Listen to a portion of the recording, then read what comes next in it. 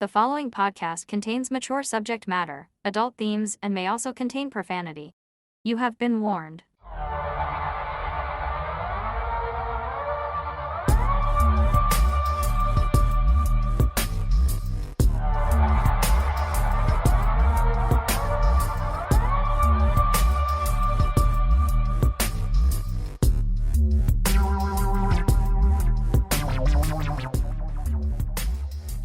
Hello, everyone. Hello, and welcome back to The Absurd, our podcast about things that are absurd. We've got stories and histories and mysteries and things that are freaky and frightening and funny and foolish and Freudian and not fallopian. That doesn't... Fallopian. No. Wow. Yeah, no, not that. That would be weird, eh? Yeah. Well, we did do that story about the wandering womb, so that was kind of fallopian. Hey, Mel, how's it going? Good. Rod, how are you? I'm okay. That's Great. Mel. It's It's Mel. too warm out for me. It's not too bad today. No, I don't know. I guess it's not so It's bad. not so bad. It's only like 20 degrees. Yeah, it's not bad. But I don't like when comfy, it's cozy. hot. I wash my windows. Did you? Yeah, they're Finally. I know. Well, I'm not doing it in the stinking winter, am I? Well, no. But, Right. You know. I even Windexed them. I just did the outside you today. Mm-hmm. Oh. They're a bit streaky, but I actually don't give a damn about streaks. Yeah, they are a bit streaky. Shut up. Is that why your blinds are closed? No, just because it was too bright and it keeps it cooler in here if the blinds are closed. Eh? Fair. I got my summer plants too. Your summer plants. Uh-huh. I see. Like plants for the summer. Yeah, I got it. Okay. I got it. Yeah. I got a fern, Uh-huh. which I call Fern Chance after one of my mother's friends. Yeah. I got a plant called a purple people eater. Okay. It's what do you call it? It's a succulent. Succulent. Yeah, not like chicken wings in a succulent. But you should feel the teeth on this thing. It's sharp, dude. Oh, yeah? Yeah, man. We'll go out and you can rub your hand across it. Can I? Can't wait. Of course you can. Yeah. And then I got a castor bean plant. Ah. You know what about castor bean plants? Yes. They're What about poisonous, like hugely toxic. Oh, then don't eat it. Well, I'm not going to. But the beans, you get ricin, R-I-C-I-N, which is a neurotoxin, and been used as nerve gas by militaries. Oh, there you go. Yeah, dude. Planning on taking it to the building or what? No. I was thinking maybe of making a nice bowl of castor bean soup for my neighbors, but I'd probably get caught. And, I have this thing. What's this thing? Oh, yeah, conscience, Oh, that. Bloody morals. Lame. I hate morals. Yeah. Anything exciting happening with you? Not really. No. Really? No? No. We got the trampoline put up at home, so that's been very exciting. Trampoline or trabampoline? What? That's what Homer Simpson calls it, a trabampoline. A trampoline. Okay. It's way more fun. You'll get used to it. Okay. Have you been on it yet? Yes, I have. Really? Yeah. Huh. It's a big one. How big? Does it have a net around it? Yes. Boring. Boring. Well, I have little kids in there, so, Well, it's natural selection, dude. Yeah. See what you're made of. No, it's good. Yeah, it was a nice weekend. Yeah, it was. Yeah. I got my plants, and they have what do you call them? Peacocks out yes. at the nursery. Yes. You ever been out there at Shady Lane? I have not. It's awesome, dude. I don't like peacocks. I think I was telling you Oh, this yeah. story. Why is that again? They attacked you or something? Because I got chased by them. Every yeah. time we went to, I don't even know if it's still there, but it's in Nova Scotia, and it was called... Nova Scotia's still there. I hope so. It was called Wildlife Park Zoo or something like that, and it was a small zoo. Yeah. But we used to go there a lot, and they had peacocks just wandering around. Yeah, as they do. Yeah. And they like to chase me for some reason. Peacocks wandered aimlessly underneath an orange tree. It's Crosby, Stills, and Nash. It's great. How many times did they chase you? I don't know. A lot. Every time we went. Really? And then I would just start avoiding them because, yeah, I don't like them. We obviously did something to them. You probably deserved it. Anyway, I didn't see any out there this time, but I could hear them Oh, yeah. calling. Lena. Lena.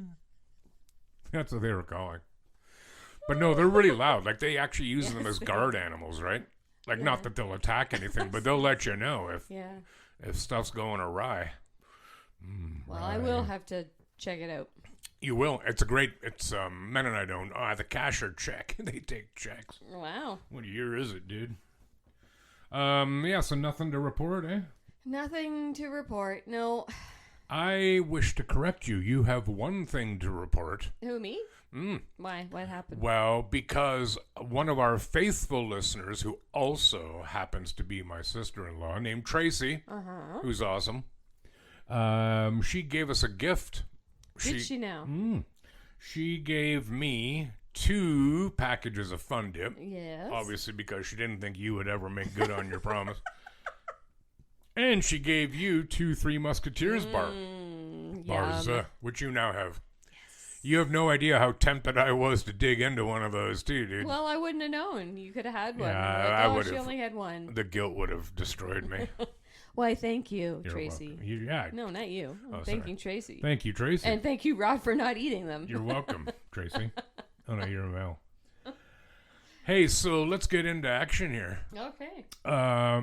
You may recall, either you or the listeners, hopefully all of you, will recall when I did the solo episode when you were away doing the Dragon's work. Yes, right. And I announced a new segment called Darwinianisms. Okay. You know what I'm talking about? Yes. You know what a Darwinianism is? Yes. Like people who do really stupid stuff. And in order to qualify for a Darwin Award, you either have to end your existence, not on purpose, of course, or render yourself incapable of adding to your bloodline. Okay. You know what I'm saying? Yeah. Okay. Your reproductive capacity is done. It's Back over. to the fallopian tubes. Got it. Sort of. Go ahead. Yeah, or the spermatic cords, whatever is the equivalent. Spermatic cords. Yeah. Wow. So, because of our new segment called Darwinianisms, I have this brand new music that I'm going to use from now on to identify the Darwinianism segment.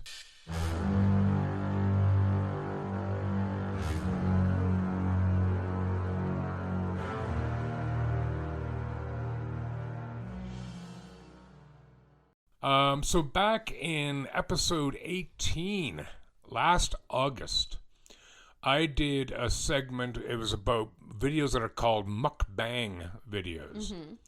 And these are videos where people eat ridiculously massive meals whilst on video. And then they post them to TikTok or wherever people post that kind of shit. And I did mention about that how Guinness Book of World Records stopped doing eating records. Right. Like for the amount you eat. Yeah. Because people were dying from it. God almighty. Anyways, this is slightly different, but they still are mukbang videos. There's a Taiwanese beauty influencer, God, I hate the word influencer, named Guava Shui Shui. Guava?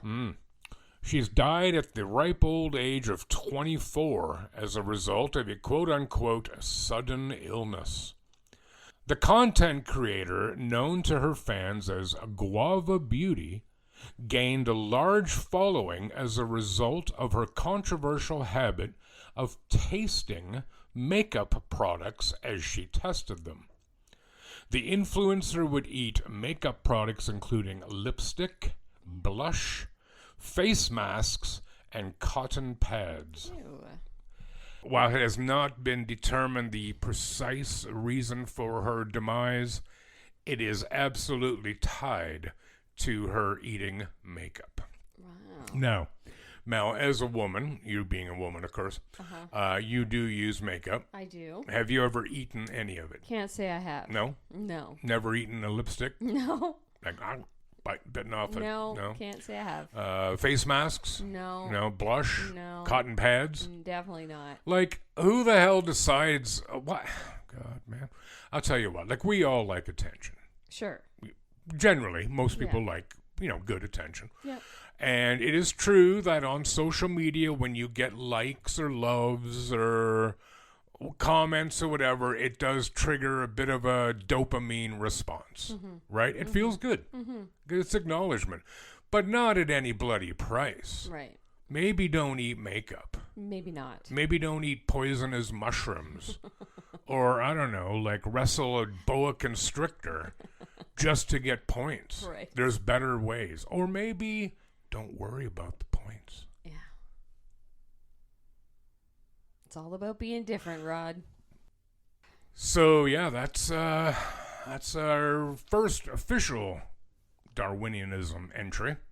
I think it qualifies. I already found another one for next time. Do you now? But I can't tell you about it. Okay. Yeah, nice verb tense. Guess I'll wait. You're going to have to.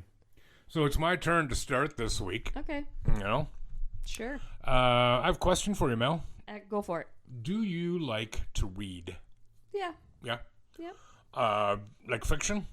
Yes. What kind of fiction do you like? No, let me guess. You're a Harlequin romance kind of girl.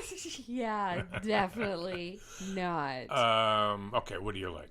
Horror? I'm more thriller, Yeah, okay. suspense, murder mystery. Do you like John Grisham? He's all right. My dad really likes him. You remember when we went to that show, the Pages and Pleasures, and I bought some fun books? Yeah. I'm struggling, dude. What do you mean? Struggling to get through them. Really? Yeah. They're not awesome? They're not great. That's too bad, because she was pretty awesome. Yeah. That author. Mm-hmm. Yeah, right, eh?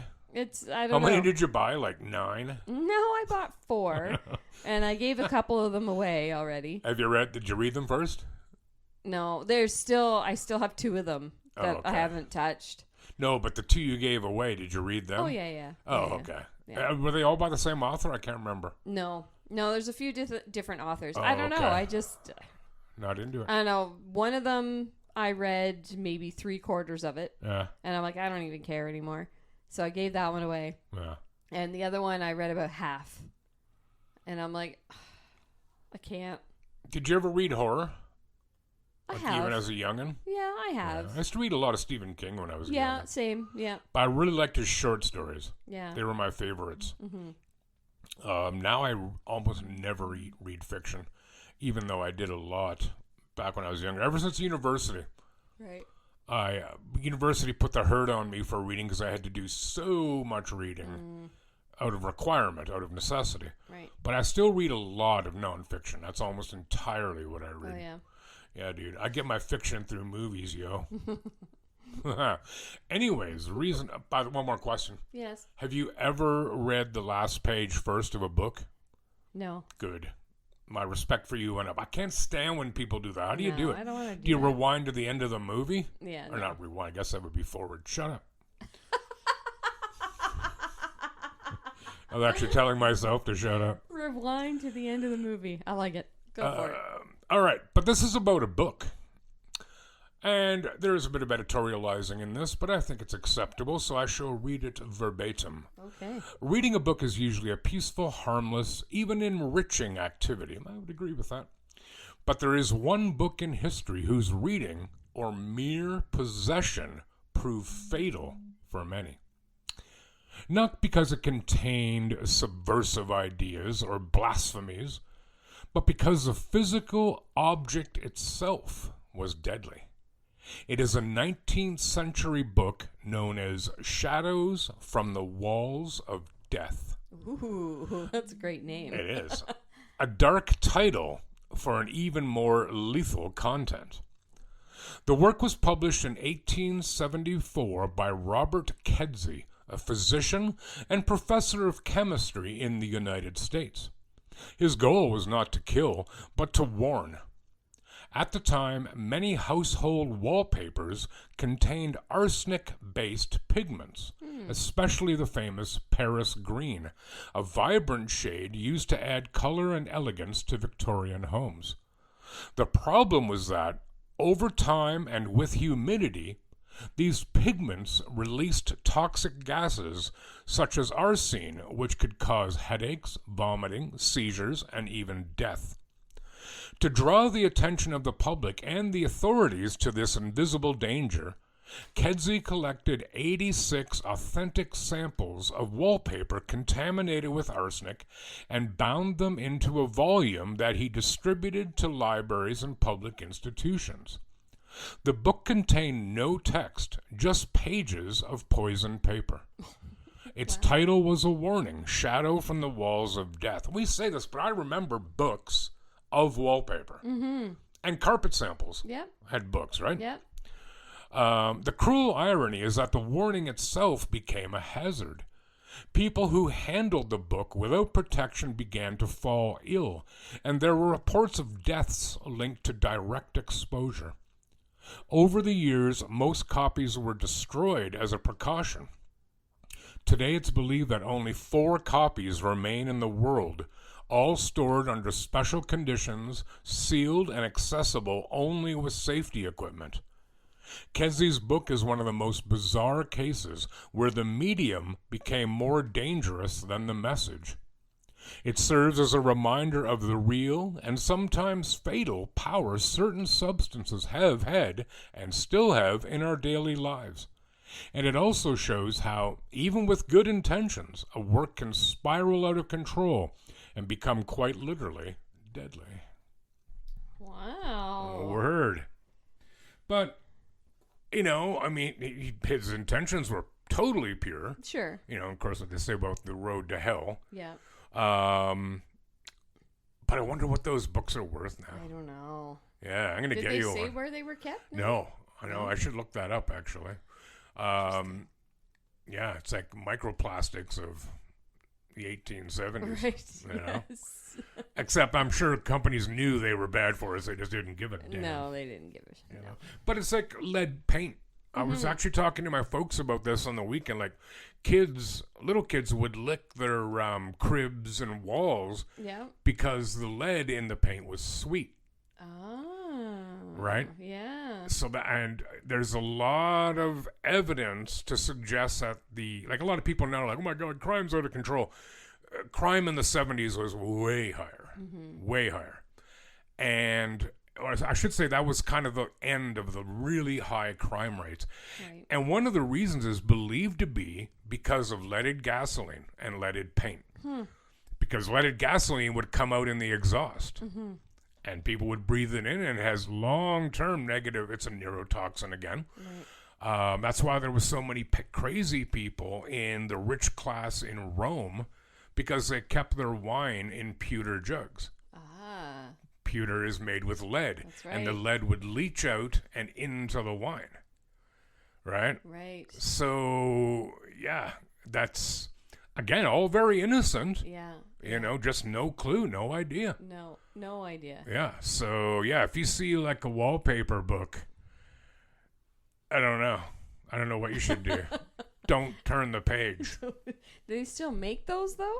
I don't know. I haven't seen one in a really long time. Wallpaper's kind of back, man, and it's a nightmare to put on. Yes, it is. It's worse to take off. Granted. Yeah, that's true. Because I'm thinking of painting my place, but I wonder if I should wallpaper it. Are you allowed to paint in here? Yeah. Like, Yeah. that? As long as you can paint whatever color you want.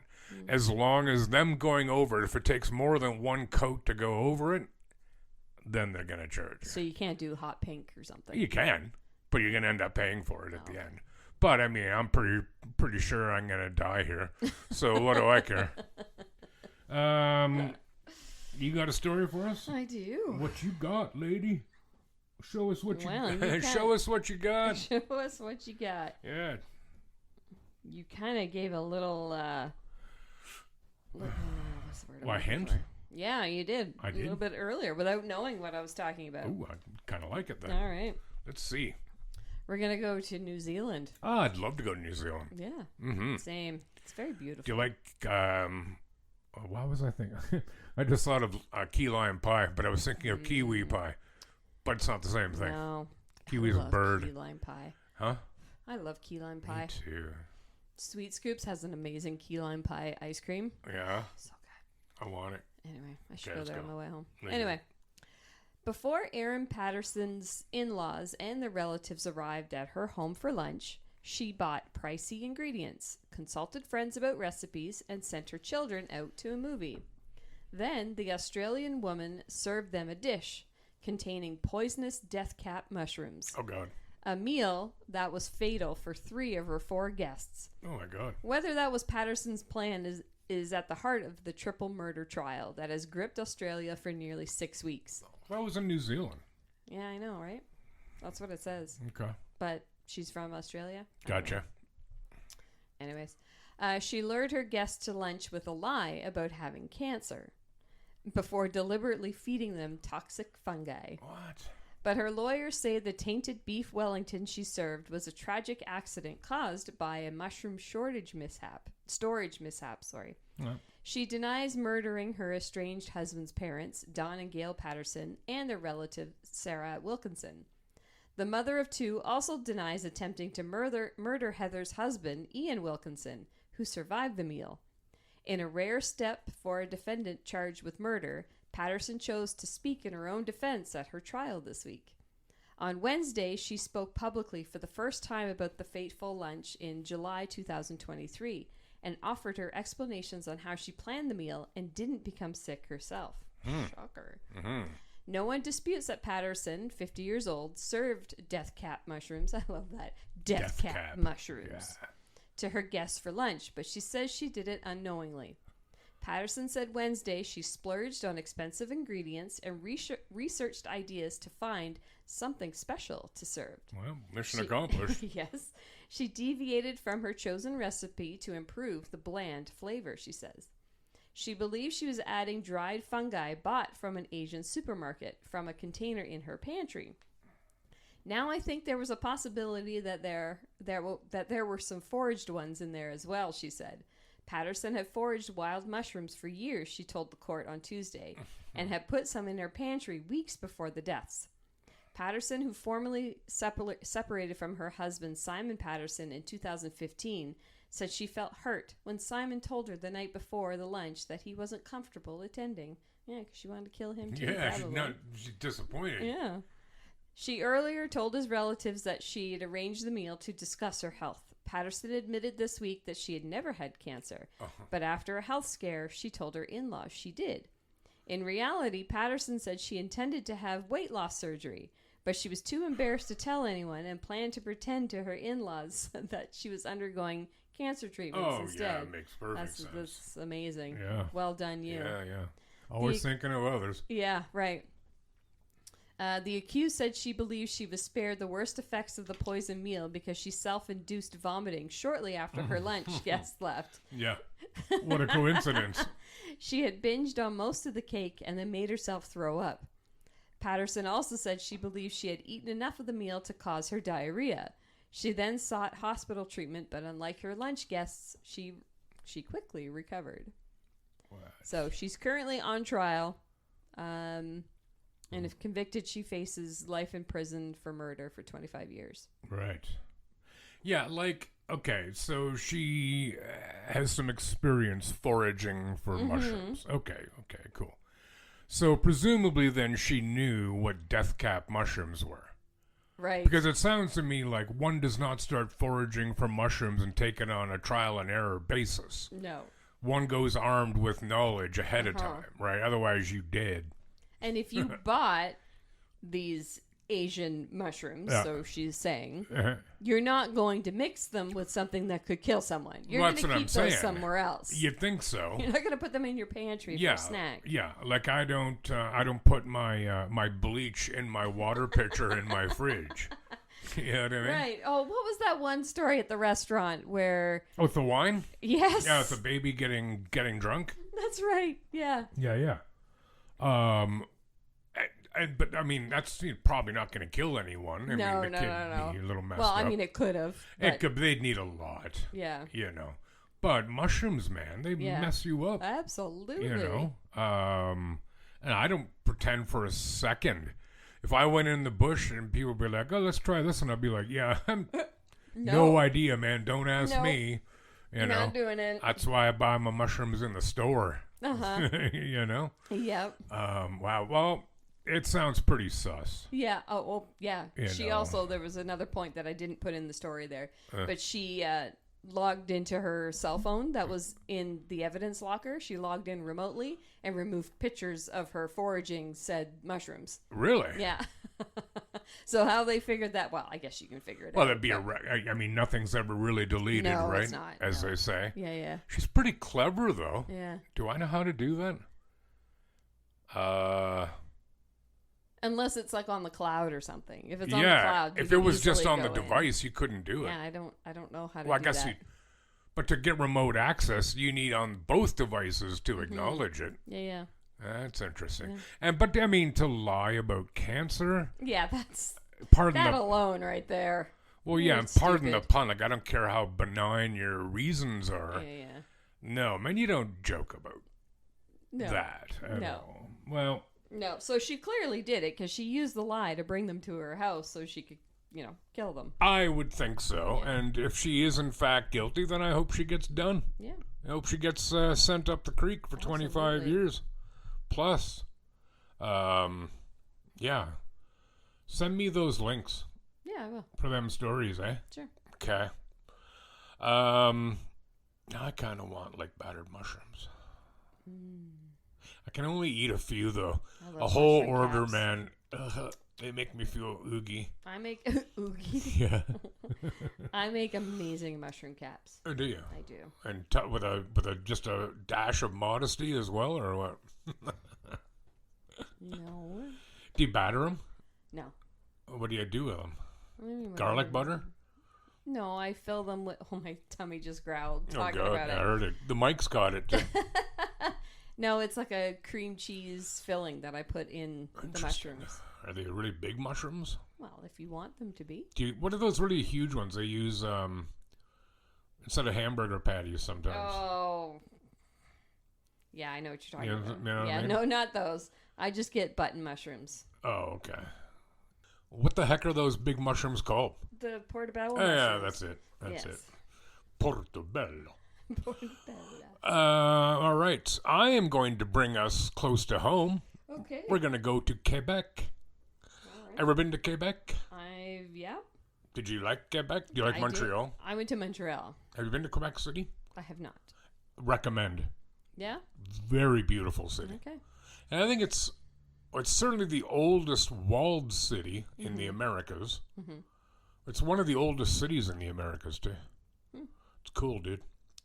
We're going to go to Quebec, where a judge ruled that flipping someone off can't be considered a crime because flashing one's middle finger is a God-given right, quote unquote. You know, there's a lot of things, the way they're done in Quebec, I love them. Uh-huh. Love them. So Judge Dennis Galliastasis comments were part of the ruling in a dispute involving two neighbors in Montreal, Michael Nakash and Neil Epstein, the CBC reported. Epstein, 45, was arrested in May 2021 after he flashed two middle fingers at Nakash. I just flashed them in the mouth. With whom he had previous disagreements. Epstein was then charged with criminal harassment. Nakash, 34, said Epstein made a throat-slashing gesture with his fingers and flipped him off, which he took offense to, according to court documents. Nakash also told the police that he feared for his life. Judge wrote in his ruling on February 24th this year that it is not a crime to give someone the finger and acquitted Epstein. Flipping the proverbial bird is a God-given charter-enshrined right that belongs to every red-blooded Canadian, the judge wrote. It may not be civil, it may not be polite, it may not be gentlemanly. Nevertheless, it does not trigger criminal liability. Agreed. Mm-hmm. The judge also wrote that Nakash had no reason to be scared of Epstein. On what basis did he fear that Mr. Epstein was a potential murderer? The fact that he went for quiet walks with his kids? The fact that he socialized with the other young parents on the street? The judge wrote. If that is the standard, we should all fear that our neighbors are killers in waiting. Hide your kids, hide your wives. We are all in mortal danger. God, I love this judge, man. Great. He then made it clear how incredulous he was at the case being filed in the first place. He said, in the specific circumstances of this case, the court is inclined to actually take the file and throw it out the window, which is the only way to adequately express my bewilderment with the fact that Mr. Epstein was subjected to an arrest and a fulsome criminal prosecution, the judge wrote. The judge, in his ruling, also berated Nakash for involving the police in petty disputes. Quote unquote, being told to fuck off should not prompt a call to 911, he wrote. Yeah, you think? Yeah. Yeah, I'd have to call all the time. Talk to me. This is a good judge. And also I looked up the history of the middle finger. Mm-hmm. How far back do you think it goes? Oh, man, I have no idea. Well, Greeks and Romans used it, but it wasn't an insult. It was meant for to be sexually provocative. Really? The middle finger being the middle finger was a phallic symbol, which it is. And as in one of the comments I saw in the story, that there's a great difference between giving the finger and getting fingered. Right. All right. Big but difference. Apparently, if you're Roman, there wasn't. Now then, there's the middle finger as an insult came about a couple hundred years ago, and some may know that the British, and by extension Australians, New Zealanders, South Africans, and Canadians up until the Second World War used to use the two fingers. Okay. So if you hold up the V fingers with the palm facing the person you're giving it to, it means victory, right? Okay. If you turn them with the back of your hand facing a person, in the 60s it started to be used to mean peace. But it also means up yours in, as I said, England, Australia, Ireland, New Zealand, blah, blah, blah, blah. And it's always thought that symbolism, that using the two fingers went, and I've used this. I've actually told people this is where it comes from, and I'm 100% wrong. That it goes back to the Battle of Agincourt, like 1215 or something, in the 100 Years' War, because the French were apparently cutting off the bow fingers of British bowmen, so they couldn't pull the string. Okay. So holding up those two fingers meant like, screw you, we still got him. Except there's no evidence for that rumor, for that myth. The first known image of it was a guy in 1901 in England outside of a factory holding them up, basically saying, don't take my picture. Is the first recorded message of it. Okay. So interesting. There's a little there's a little history, Mel, of this.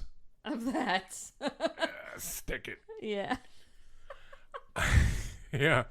So that's the middle finger, man. Oh wow, that's something. You got something to bring us on home with? Well, I do. Ooh-wee. All right. We're gonna go to Alaska. Oh God, if we must. Have you ever been to Alaska? I have not. I'd North love to go. to Alaska, go north, the rush is on. Great. It's another song. Okay. You'd love to go to Alaska? I would. What would you do there? I'd love to do a cruise up there. Would you? Yeah. Cool. Why don't you? Well, I don't really have $10,000 to go. No. It's apparently very expensive. Yeah, I don't doubt it is. Yeah. Plus, if you went on the cruise, if you took it. Nah, well, never mind. What? Nah, never mind. I was going to make a political joke, but I'm not going to do it. El Salvador or something. Oh. Anyway, okay. please continue on. All right. All right, yeah. Kel Morris, 61, and his wife, Jo Rope, who was a retired Alaskan state trooper. Sorry, her name is Jo Rope? Jo Rope. J. Roop. Could be Roop. No, how do you spell it? R-O-O-P. Huh. Anyway, sorry, go on. Can I? Thanks. Please, hurry. They moved to Stewart, which was about 120 miles from Anchorage, Alaska, from Idaho last fall when she took a job with the local police department. Last Saturday, they wanted to avoid the big crowds that converge at the Kenai Peninsula during the holidays and decided to hike near Goodwin Glacier on an isolated and undeveloped trail behind a state prison. For sure. The trail that they were walking on was actually a rocky creek bed-lined with large boulders deposited by the glacier. Morris said he noticed dangerous boulders, some weighing up to 1,000 pounds, along the banks of the creek and avoided them the best he could until he ran into an area he couldn't pass. I was coming back and everything, the whole side slid out from under me, he said. He said things became a blur as he tumbled down the embankment about 20 feet, landing face down in the water. Then he immediately felt a boulder hit his back in what they described as basically an avalanche of boulders. Jeez. The way Morris landed, there were rocks under him, in between his legs, and around him that caught the weight of the boulder, preventing him from being crushed. But the massive rocks still had him pinned, and Morris felt intense pain, obviously, in his left leg and waited for his femur to snap. When it first happened, I was doubtful that there was going to be a good outcome, Morris said. His wife tried to free him for about 30 minutes. Why would you wait 30 minutes? Why would Clearly, he's not getting out. Yeah, like I'd probably give up after 5 and go, okay, plan B. Yeah, I'd be like, I'm going to call 911 now. Then we'll try and get you out. What are you doing, honey? I'm looking for dynamite. Clearly, you can't walk out of here, even if she did manage to free you. Yeah, but anyways. She was putting rocks under the boulder and trying to roll it off of him before she left to find a cell signal. Yeah, that is risky. Amazingly, she only had to walk about 300 yards to connect with 911. Sweet. And relied on her law enforcement experience to send exact GPS coordinates to dispatch. Yeah, because you need to be a cop to read GPS. Apparently you do. A volunteer at the neighboring Bear Creek Fire Department heard the call while working at a sled dog tourism operation. Of course he was. And diverted the helicopter used to ferry tourists to the scene. Ultimately, firefighters who couldn't navigate their all-terrain vehicles over the boulder field jumped out of the helicopter. By this time, Morris was hypothermic from the cold water running off of the glaciers, and his wife was holding his head out of the water. Oh, my God. That's got to be pleasant on the neck, eh? Whew. Yeah. I think if we hadn't had that private helicopter assist us, it would have taken us at least another 45 minutes to get to him, and I'm not sure he had that much time. The firefighters used 2 airbags normally reserved to extract people from wrecked vehicles to slightly lift the boulder. But then it just became an all-hands brute force of 1, 2, 3 push, and 7 guys were able to lift it enough to pull the victim out. Wow.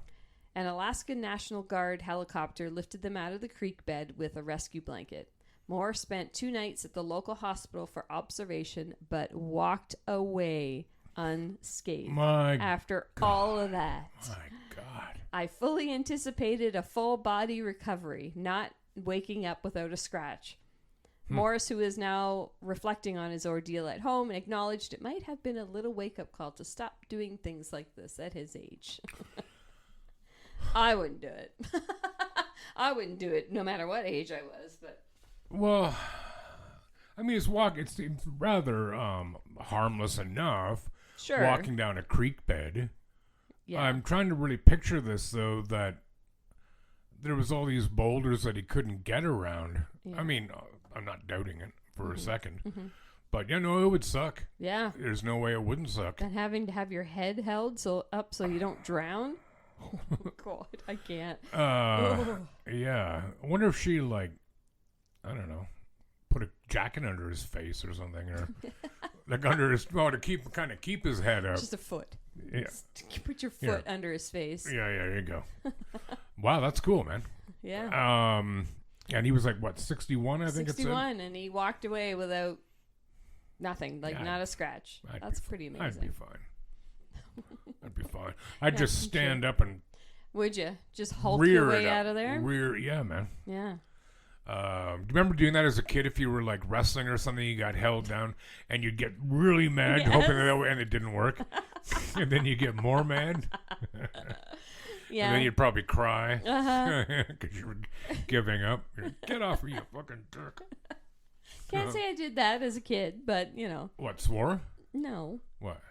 Being someone on top of me like wrestling? that. Yeah, no. Girls didn't really do that. Really? Well, I do it more now, probably, with my son. Oh, okay. Realizing he's getting bigger. Yeah, he's going to kick your ass. And Addison just lays on top of me because she's way taller than me now. Right, so she just smothers you. Uses her height and Good girl. And her girth. Well done. She just lays Yeah, on why you. knock yourself out if you don't have to? I think she's just, she's evil. Yeah, Because she'll good for just her. do this little giggle, too. Mhm. Because I'm like, get up! And she just giggles. I like her. I like her even more now. I had a belch coming, but it didn't. It was disappointing. It was an innie. Yeah. Yeah, so that's life in Alaska, I guess. Life in Alaska. I'd rather stay in Canada, and not some anti-American thing, but like I'd love to go to like Iqaluit or like Resolute Bay, really far up. Yeah. It'd be awesome. Yeah, like going up to tip top of what's up, like Baffin or Ellesmere. Mm-hmm. I had a friend who, I think a couple times served at Alert. You know what Alert is? No, I don't. Alert is it's a weather station, but it's also a Canadian defense listening post. Okay. So they can eavesdrop on Russian and Chinese and anybody really, communications over the pole. Okay. And it is the most northerly, constant inhabited spot on Earth. And when my friend went up there, he's with the military, and he had a choice of rooms.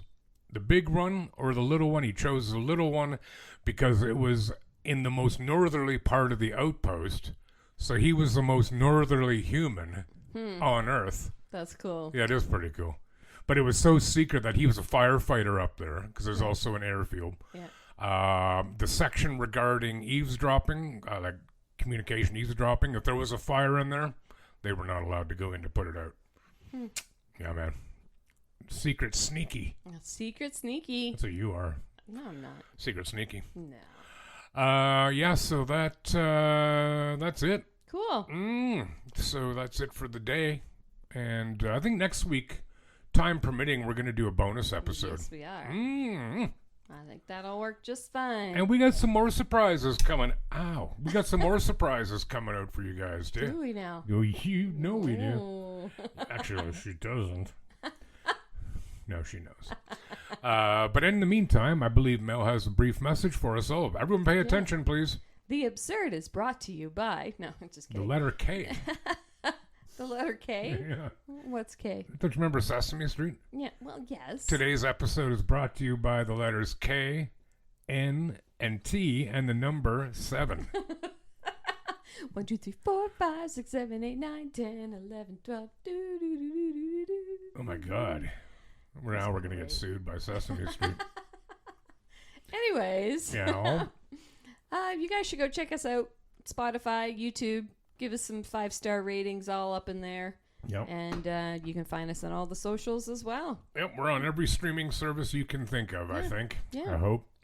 And, yeah, so like she said, check us out. You'd be crazy not to. You would be crazy. And we would love you. Well, we already love you, but we'll love you more. More. Mm-hmm. More love.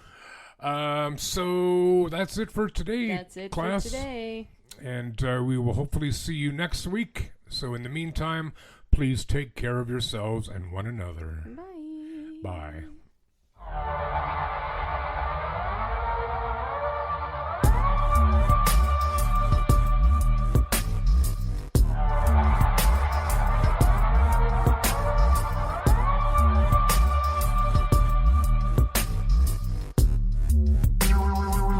The Absurd Podcast is written, produced, and recorded by Rod and Mel. Music by Audionautics.com.